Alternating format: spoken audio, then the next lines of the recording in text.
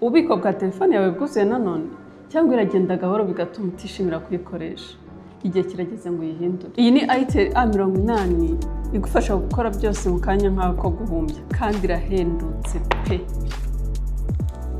Ifite kamera y'igitangaza ya megapixel 50 igufasha gufata amafoto anogeye ijisho. Hehe no kongera kwifuza kamera y'umwuga ko Itel A80 irihagije pe. Ryoherwa no kurebera amafilime ndetse n'imikino itandukanye ku kirahuri kinini cya inch 6.7. Iyo utunze igenda nk'akanyamasyo, dore igisubizo. A80 ifite processor ya octa-core P603 na RAM yongerwa ikagera kuri GB 8 bituma buri kimwe ufunguye cyose kigenda neza kurusha ikindi gihe. Ifite battery y'ibihumbi 5 ituma uyigendana iminsi 2 yose umuriro utaragushirana. Ikindi nuko ifite ring light notification igufasha kubona notification zose mu buryo bworoshye. Utegereje iki rero? A80 iraboneka mu gihugu cyose ku mafaranga 128 yonyine kuko mukwiye ibyiza. Itel, enjoy better life.